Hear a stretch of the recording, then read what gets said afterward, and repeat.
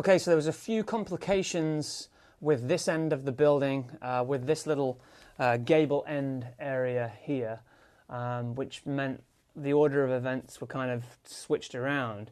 So this is probably one of the trickiest parts of the tongue and groove pine, was getting this all nicely lined up. What I needed to do was start at the very bottom of these, make sure the very bottom one was level, and work my way up, making sure they were level the whole way.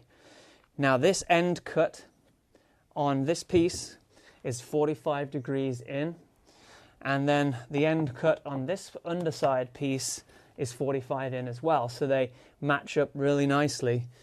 The idea was to not need trim, but it's not perfectly cut, so I will need some trim over here, but not much, just a nice little thin bead of cedar or something like that, just to set this off nicely. Now, when I was framing this wall, I totally overlooked the need for nailing surfaces. Now, I don't know whether this is right or not, but the way this worked out, you can see here on this side I have some 2x4, on this side I don't.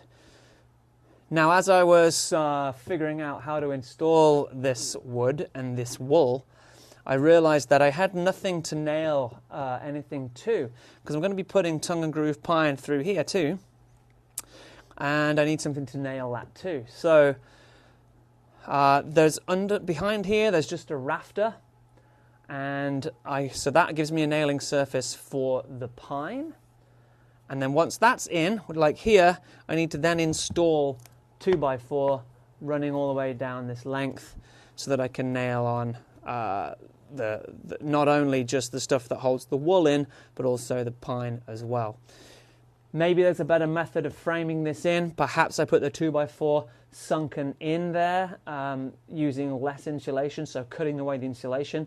But I couldn't work that out at the time, because I'd already put insulation in and whatnot. So just consider your nailing surfaces for your interior when you're building your main walls here.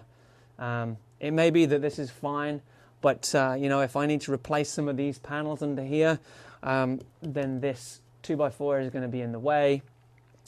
And as it happens, I didn't really nail in the far end to the rafter anyway, because they're all held in by nails on this end and by the tongue and groove on the board itself. So if I needed to replace these, I can just remove the nails from the inner side here and just pull these pine pieces out, slot them back in. So they're not actually nailed in behind this 2x4, so should work out pretty good. But just some stuff to bear in mind. Okay, so here you can see what I mean with the 45 degree cut on the inside of the tongue and groove. This will receive another piece up to it here and will fit nice and flush. So there'll just be a nice neat point here on the edge. The way I did it, as I mentioned, you start at the very bottom piece. Let's have a look here. So the very bottom piece here, you make sure it's lined up with the lines of the wall, so it's nice and neat. And then you get a level on here, make sure this is level before you secure it in, and then you just work your way up. I get the piece, I hold it up against the wall, and then I draw a line on the back of that wood up here, take it off, and then cut that at a 45 degree angle, and then place it back in, and I work my way all the way up to the very top, making sure that each one is level as I go. And then we get to the top, and then I move round to this front side, and I just cut the end at 45, marry it up to here, and then just nail that board in all the way. And that's what I did on this side here, so you can see.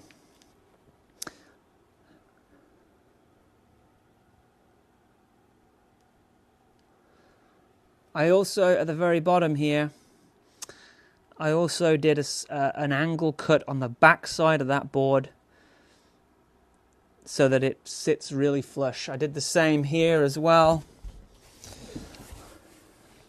So you can kind of see this this angle right here is so flush you can almost not see the join there. So that's just the back of that ceiling board is cut at an angle just to keep it nice and flush. Okay, same applies for the joins on the inside as it does on the outside. You want to do an angle cut, and you know, I've read different angles, but I tried a few different cuts, but I ended up going with 45, and I think it looks pretty neat.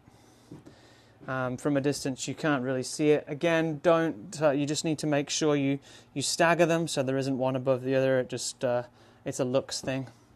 And because the house is pretty small, you can get away without doing too many joins.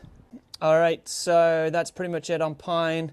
Apart from just a little word on cutting out around the outlets and stuff, it's just a matter of measuring, scribing, getting it just right. Try not to cut too wide, because then your cover isn't going to mask the hole behind it. So don't go crazy with the cuts. Nice and neat.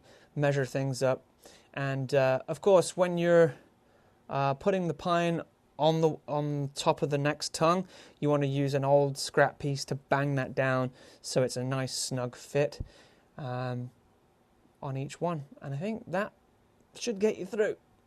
All right, good luck.